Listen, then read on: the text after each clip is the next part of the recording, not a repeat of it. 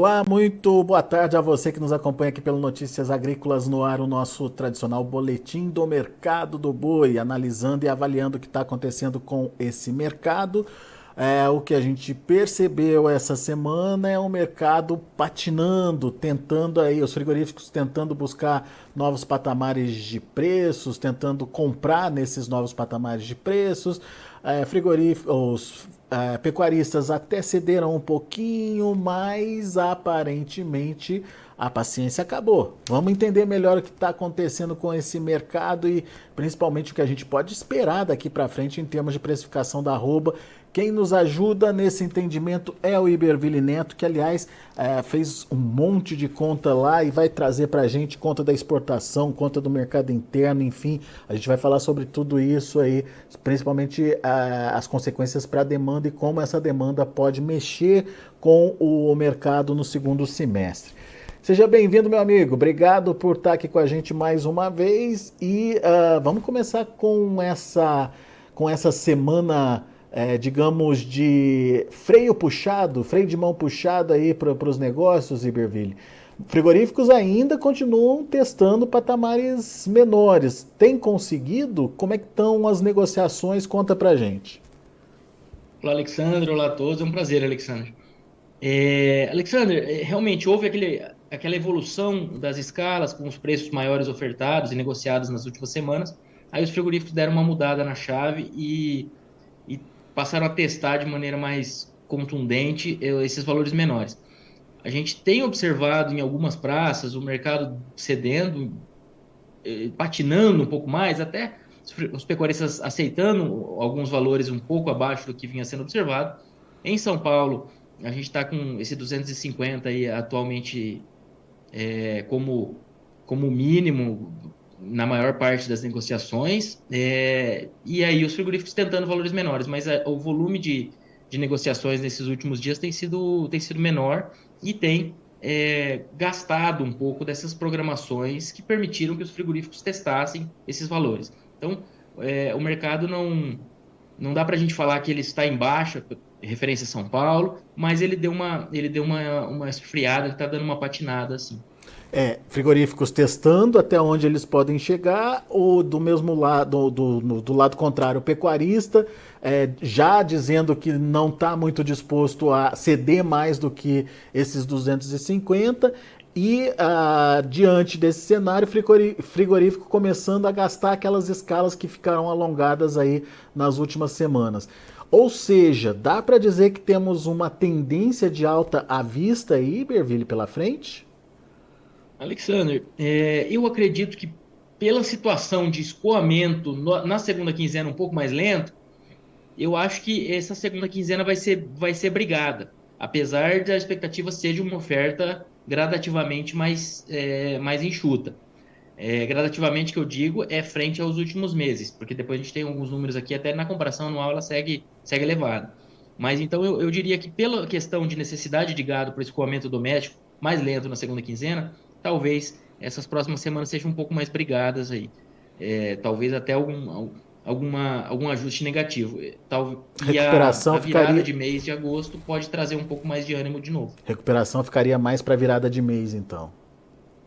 Eu acredito que sim, porque o mercado ele evoluiu um pouco nas últimas semanas, né? Então, se a gente pega a média agora de julho, ela está superior à média de junho. Ela só realmente o mercado deu essa esfriada, né? Mas a gente pega uma média parcial aqui de julho versus junho, a gente está falando de 2,7%, considerando média. Se a gente pegar mínimos e patamares atuais, a gente tem até uma amplitude um pouco maior. Muito bem. Tudo porque a gente imaginou que a oferta já tinha chegado ali no limite, que teoricamente a entre-safra já estava decretada. Daí veio o frigorífico, ofereceu mais um pouquinho e essa oferta apareceu a ponto deles poderem alongar escalas.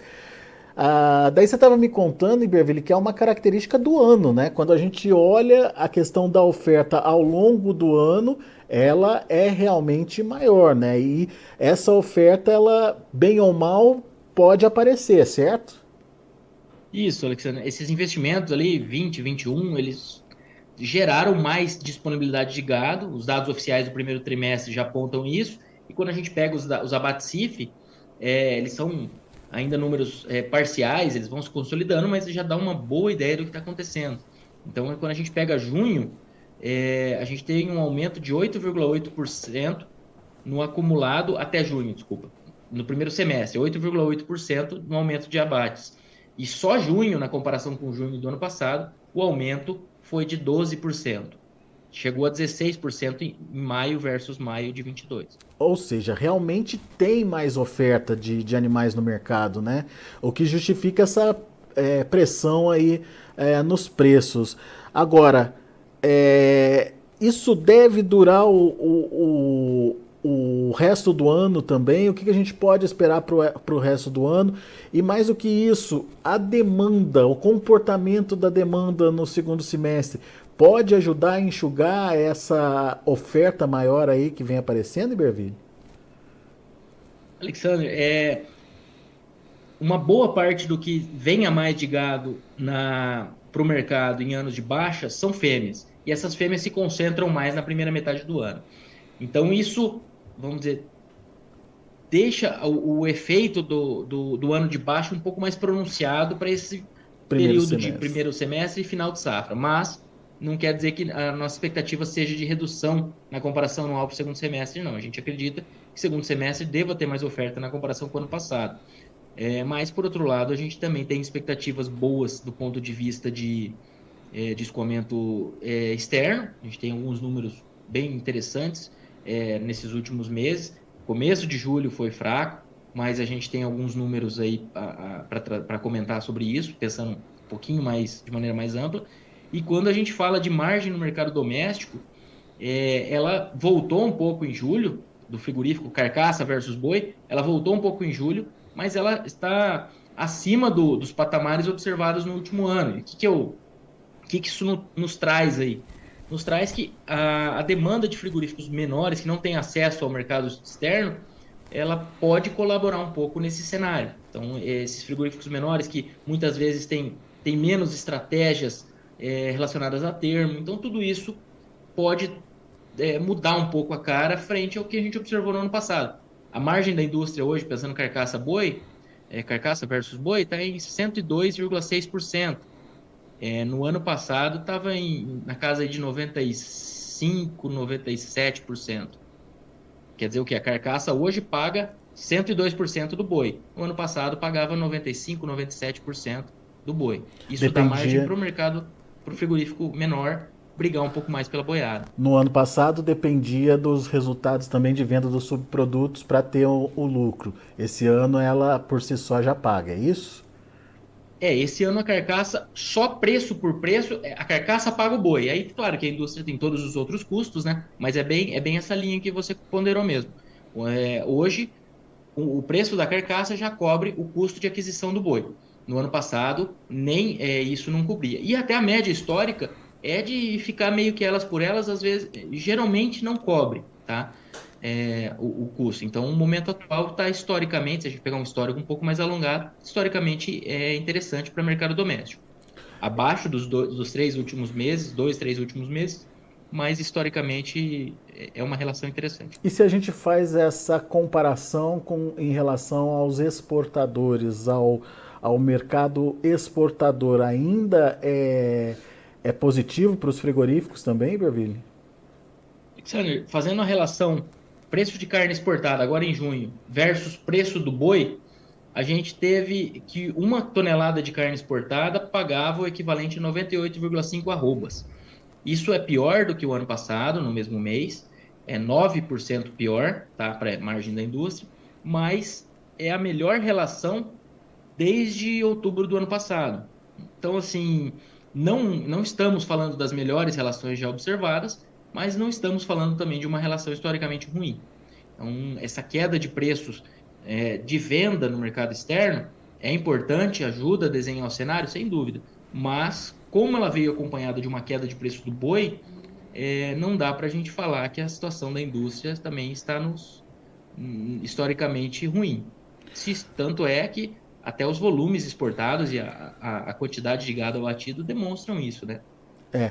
que há interesse nessa Se eu não me produção. engano, no melhor momento do ano passado, a gente viu essa relação um pouquinho acima dos 100 por arroba, não é isso?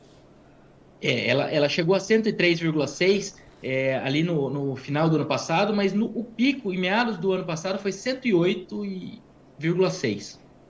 Tá. Como você disse, não é das melhores, mas está entre. Não é da.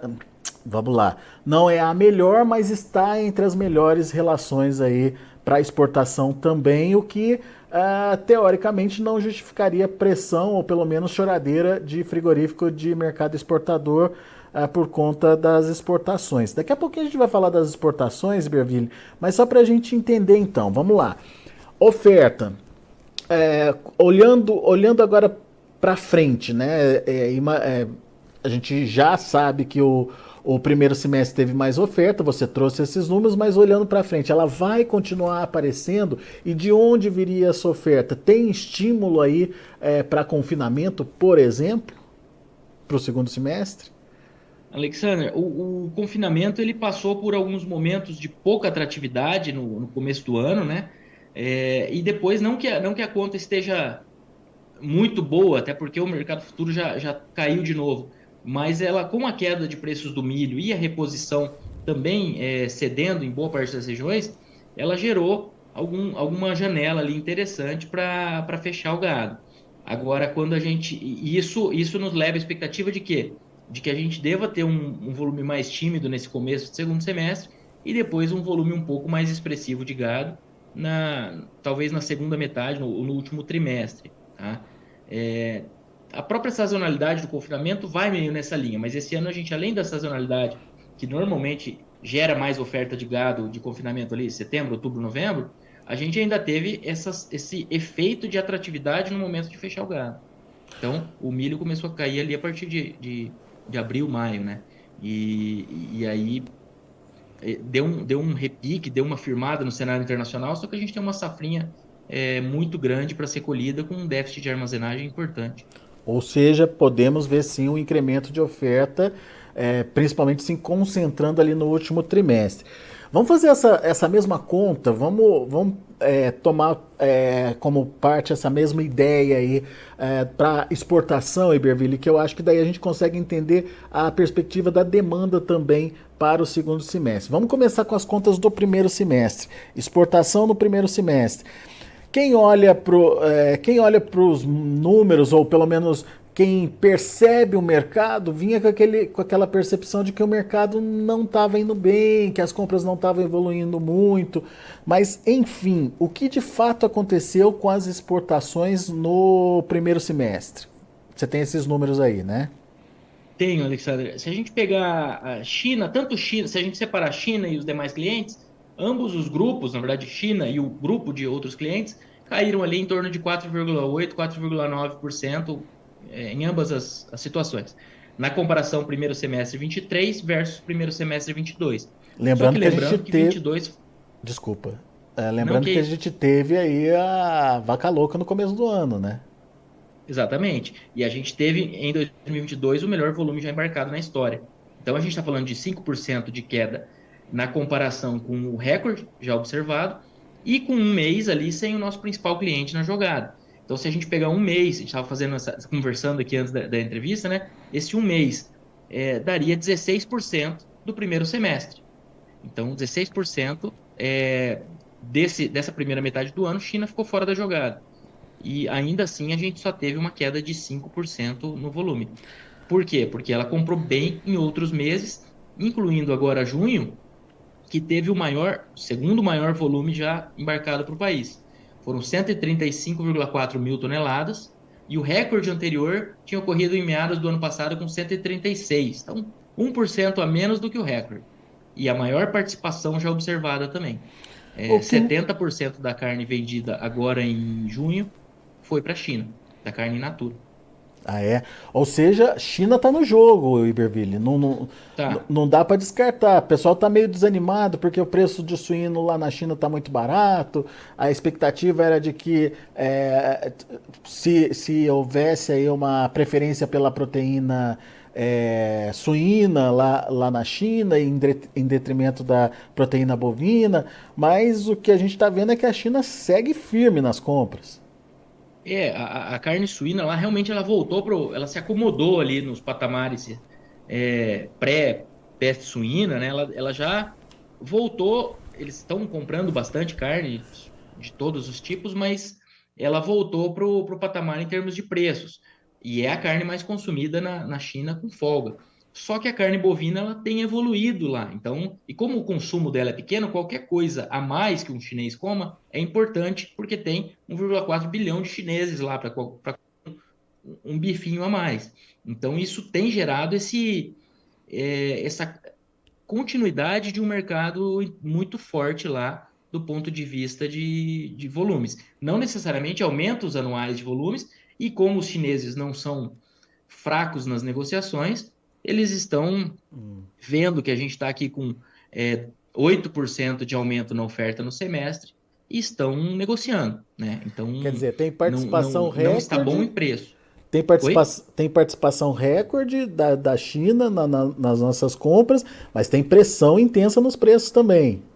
Exatamente. E se a gente pegar agora a média parcial da primeira semana de julho, o preço está 26% menor do que no mesmo período do ano passado, Agora então em dólares. vamos projetar isso para o segundo semestre, quando a gente pega o histórico, né, do que a China compra ou costuma comprar do Brasil. O que é um histórico recente, né, Iberville? A gente começou a ter a China como um comprador antes de 2019, se eu não me engano, 2018, alguma coisa assim, né? De 18 em diante, com o surto de peste suína africana lá, eles aumentaram. Se não me engano, o mercado tá girando ali desde 2017, salvo engano.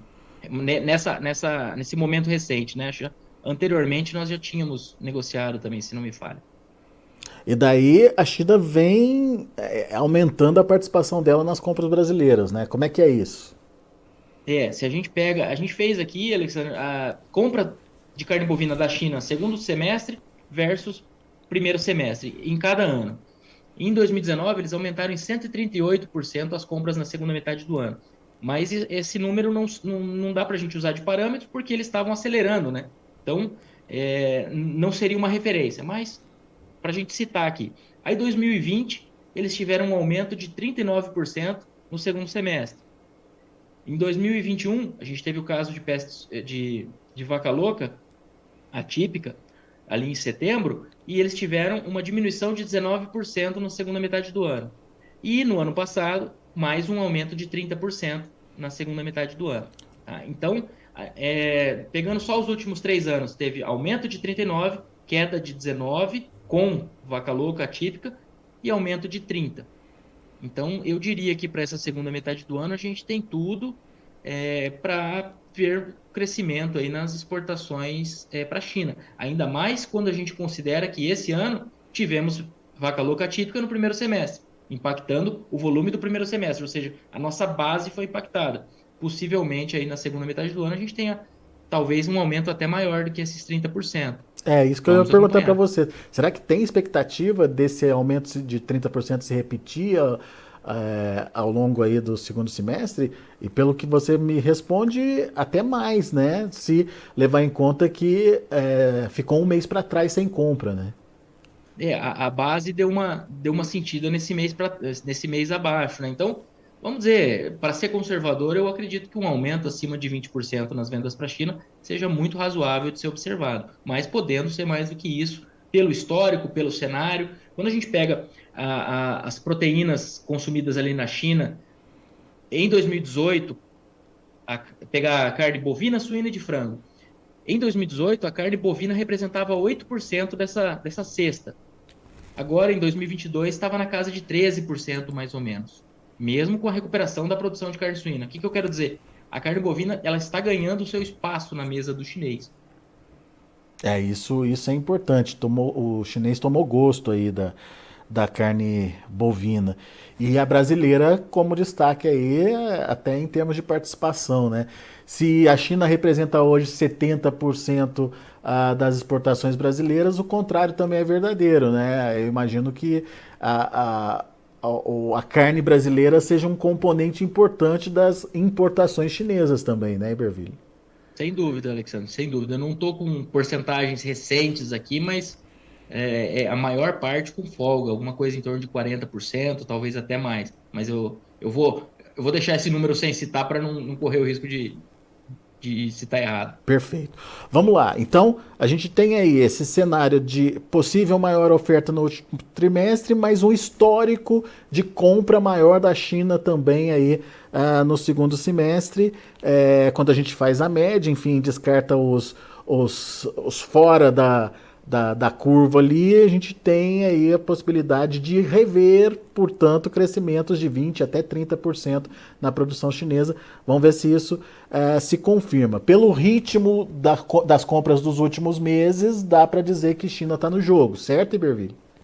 Sem dúvida, eles compraram agora o segundo melhor volume e a maior participação. Claro que uma parcela disso é ajudando a recompor essa queda nesses últimos meses, mas nós estamos falando de 135 mil toneladas enviadas para o país, né? 135 mil toneladas até alguns anos eram recordes, Era a nossa considerando exportação, todos os destinos.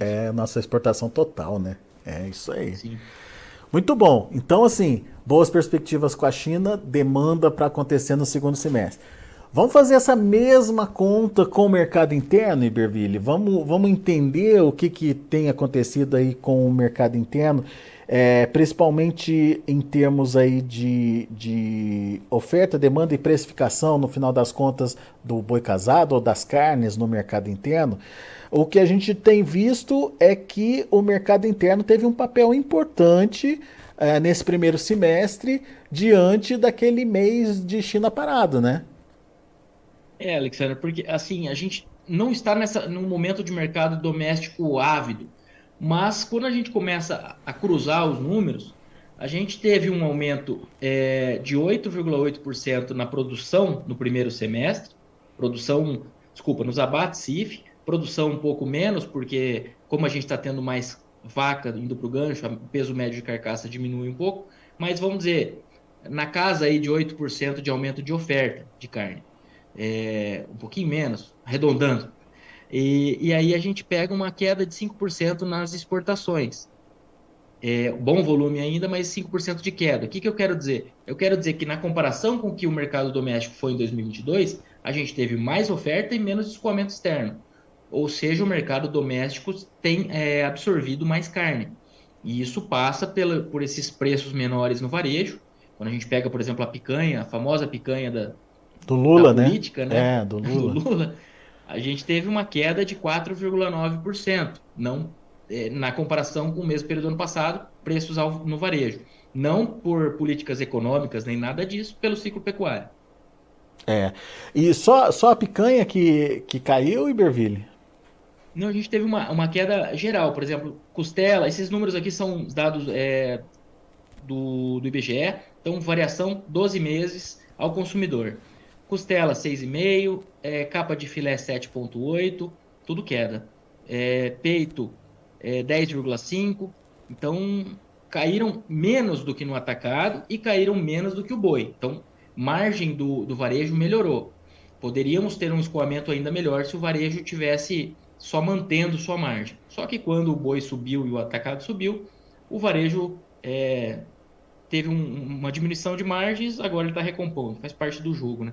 Ninguém pensou ali no varejo quando o mercado do boi estava subindo e faz parte. Agora o varejo quer fazer a gordurinha dele também agora, né? Claro que um varejo precificando de maneira mais competitiva a carne bovina seria ótimo para a nossa cadeia, mas cada um tem o seu negócio e está olhando o seu elo da cadeia, não adianta a gente Só que assim, se tivesse uma queda maior, ou pelo menos uma queda que acompanhasse pelo menos o que aconteceu no atacado, a gente teria uma concorrência mais favorável com outras proteínas, certo, Iberville? Exatamente, Alexandre, isso seria muito interessante. Até porque quando a gente pega, aí voltando um elo na cadeia, essa relação que a gente tem aqui são dos preços no atacado. Mas 1 quilo de dianteiro no atacado, dianteiro bovino, está comprando 2,6 quilos de carne de frango congelado. tá?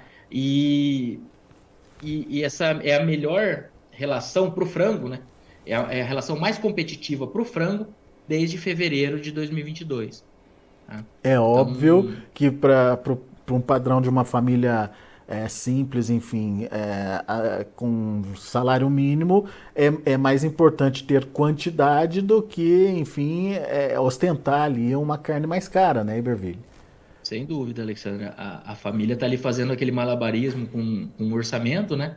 Então, a dona de casa chega e vê 1 quilo comprando. Aqui são preços no atacado, mas vamos guardar a relação. 1 quilo de dianteiro comprando 2,5 quilos de frango, ela opta pelo frango e tá certa na prática, né? Agora, para o segundo semestre, você vê alguma possibilidade do varejo ceder mais um pouquinho? Enfim, você vê alguma possibilidade da demanda interna acelerar de alguma forma? Alexandre, na segunda metade do ano costuma ser de demanda melhor. A expectativa do mercado é para uma redução da taxa de juros até o final do ano, mas eu diria que esse patamar que está sendo esperado de redução de taxa de juros e para o final do ano não vai ser isso que vai puxar o consumo. Só que a gente pega alguns outros indicadores, como intenção de consumo das famílias, da CNC, da Confederação Nacional do Comércio, ela está melhor do que nos últimos anos. A gente pega a taxa de desocupação, ela está melhor também, no caso menor, né? O que isso vai se somando e vai colaborando um pouquinho com o consumo. Eu não diria que a gente está com um cenário positivo para consumo, do ponto de vista de poder de compra, mas é um cenário que já esteve pior nesses últimos anos, pela pandemia, depois guerra e etc. E também não que esteja bom pelo que tem sido feito atualmente. A gente está com muita incerteza e tem que acompanhar de perto. Mas esses últimos anos eles foram de uma reestruturação da nossa economia que agora a gente tem que ficar de olho como é que vai evoluir por reformas e etc. Que começa a se refletir agora, obviamente, nessa recuperação. Isso. O Iberville, então, traduzindo, a gente tem aí um cenário favorável, no final das contas, aí, para o boi, nesse segundo semestre, talvez. A gente tem uma oferta que deve aparecer, mas temos uma possibilidade de uma China ainda comprando bem e uma dinâmica diferente aí para o mercado interno. Ou seja, a relação de oferta e demanda meio que equilibrada traz um cenário. Como é que eu vou dizer? Não quero aqui animar muito, mas também não quero, né, decepcionar todo mundo aí. Temos aí uma possibilidade de um mercado equilibrado, até com preços melhores aí para o segundo semestre, Berville. Alexandre, essa sua cautela em colocar a pergunta é a mesma cautela que eu tenho para responder, sabe? Muito bem. Ó, vamos tentar resumir na nossa visão o que a gente tem. A gente deve ter mais oferta de maneira geral no segundo semestre, pela fase do ciclo, e essa oferta provavelmente mais distribuída e um pouco menos confortável na primeira metade do semestre, um pouco maior na Concentrada. segunda metade. E, paralelamente, a gente tem um consumo que está conseguindo absorver mais carne, apesar de quedas no varejo, apesar não, também por elas, né?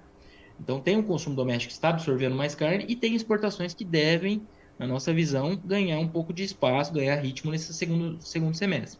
Então, na nossa visão, o consumo do segundo semestre tende a ser melhor, tanto no mercado doméstico como no mercado externo, só que a oferta, em linhas gerais, ela deve seguir incomodando. No frigir dos ovos, a nossa expectativa é de que haja espaço para esse mercado evoluir um pouco na segunda metade do ano, com toda a cautela relacionada à fase do ciclo pecuário. Então, agora no curto prazo está essa briga, talvez essa briga se estenda aí na segunda quinzena de agosto, de julho. Talvez o comecinho de agosto dê um reforço e esse mercado volte a ganhar um pouquinho de espaço, mas a gente não está falando de altas fortes.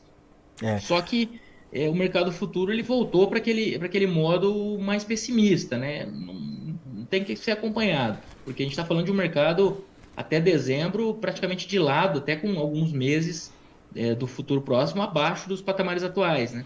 Então vamos acompanhar, mas eu vejo, na nossa visão, há espaço para o mercado andar um pouquinho, tá? nessa segunda metade do ano. Agora que fique claro, né, Iberville, andar um pouquinho não significa preços de volta aqueles patamares acima dos R$ 300 por arroba, buscando aí, enfim, valores recordes. Produtor precisa lembrar que estamos numa nova realidade, ele precisa se adequar a essa nova realidade, certo? Alexandre, quando eu falo de realmente a tradução de andar um pouco, a gente está falando aí de 10, 15, R$ 20, sem querer precificar a expectativa, sem bola de cristal, mas isso seria mais ou menos, traduzir em números, esse nosso comentário aqui, mas eu não estaria aí no nosso radar um boi de 300 esse ano, não. Pelo menos com o que a gente tem hoje, eu concordo com esse seu comentário, sim. Muito bem. E se adaptar a essa nova realidade é fácil, Iberville? Basta ter controle do custo de produção? O que o produtor tem que fazer aí para entender esse novo mercado? O diminuir receita nunca é bom, né? Então não tem muito. Bom, quem trabalha com cria e com ciclo completo está vendo resultados menores. Quem trabalha com cria e ciclo completo de maneira mais eficiente está tendo resultados melhores, mas que também caíram. Então a gente tem que sempre buscar esse ajuste, essa otimização do sistema, né? E aí eu não estou falando só de encher de tecnologia, encher de insumos, eu estou falando de manejo de tudo, né? Então, quem trabalha mais redondo tem mais gordura, ganha mais na alta e tem mais gordura para queimar na fase de baixo. O caixa feito na alta é muito importante também. Agora, quando a gente fala da recria e engorda, aí a gente tem essa conta um pouco mais turva, porque a gente tem melhoria da relação de troca em diversas regiões, na maior parte delas, inclusive. A gente tem um cenário de troca com o milho também em patamares interessantes. E aí a gente tem essa situação que vai depender muito do nível de produtividade, do tanto que vai, vamos dizer, do sistema. É um sistema muito mais variável. Quando a gente fala de cria e ciclo completo, preço caiu, rentabilidade cai, se não tiver uma mudança drástica em produtividade. Quando a gente fala de recria e engorda, essa conta é um pouco mais complexa, depende muito mais de sistema para sistema mesmo. Muito bom. Iberville, meu amigo, obrigado por traduzir para a gente todas essas expectativas aí em relação à oferta, em relação à demanda de exportação, em relação à demanda interna. Acho que é sempre importante a gente entender as possibilidades. Obviamente a gente está tratando aqui de cenários possíveis, né?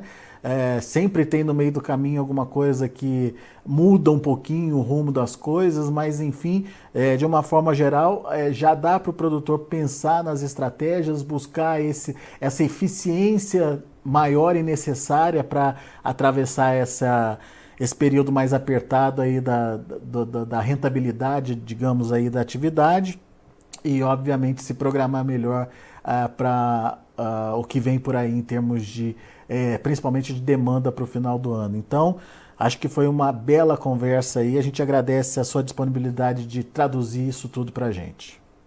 Obrigado, Alexandre. Alexandre, posso deixar um recado final aqui? Claro, por favor. É que às vezes no desenho desse mercado a gente deixa ele, acaba ficando um pouco na nossa leitura, comentando que tem espaço para evoluir, só que eu queria deixar um ponto importante para quem vai confinar, quem está confinando. O gado de confinamento ele tem data para sair, ele tem custo definido e ele tem um prazo, né? Então, para esse produtor é muito importante ele manter ali as estratégias de comercialização, seja com indústria, seja na bolsa, na mesa. Ele tem que estar lembrando que tudo que eu disse aqui, que a gente está dizendo, pode simplesmente estar errado, né? E se o mercado ceder? E então ele tem que manter sempre essa segurança. Na nossa visão, isso é mais importante até do que esses desenhos do mercado. Agora, quando ele trabalha com pasto, aí ele tem alguma folga, né? Aí ele pode deixar esse gado um pouco mais quando está falando de safra. Agora, o gado de confinamento ele tem essa característica que exige, na nossa visão, o uso dessas ferramentas. Ou pelo menos que elas estejam na mesa, né? Assim, ele tem que estar olhando aquilo ali e avaliando. Falando, se eu não vou travar, é de maneira consciente, porque eu acho que não está interessante. Mas tá sempre de olho nisso aí. Queria deixar esse comentário final pensando no confinador. Boa. Muito bem. Iberville, obrigado, viu? Volte sempre. Obrigado, um abraço. Até mais. Abraço, até mais. Tá aí, Iberville Neto, da HN Agro, conversando aqui com a gente, trazendo aí as perspectivas, portanto, do segundo semestre, baseado em tudo que a gente viu acontecer no primeiro semestre aí, uma conversa muito boa, muito rica em detalhes e cheia de números para vocês.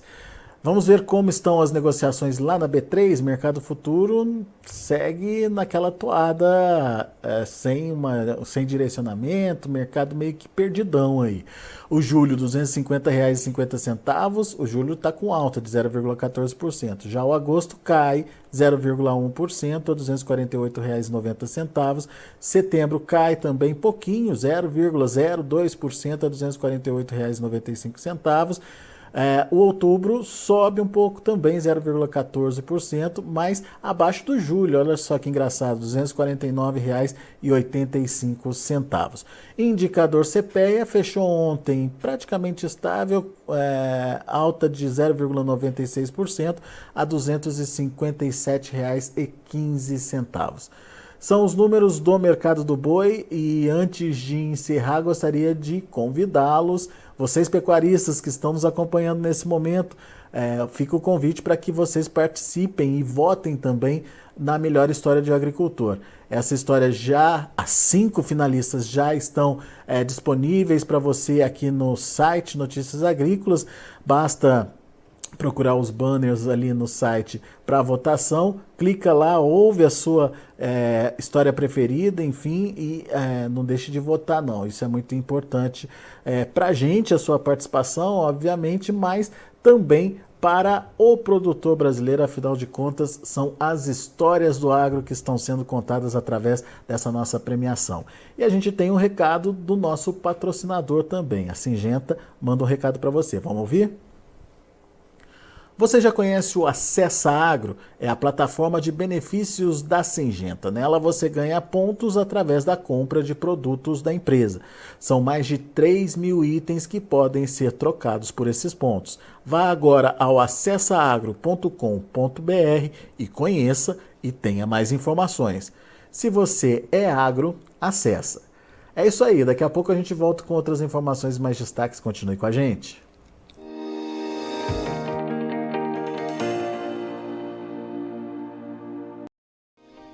Se inscreva em nossas mídias sociais. No Facebook, Notícias Agrícolas. No Instagram, @Notícias Agrícolas. E em nosso Twitter, @Norteagri.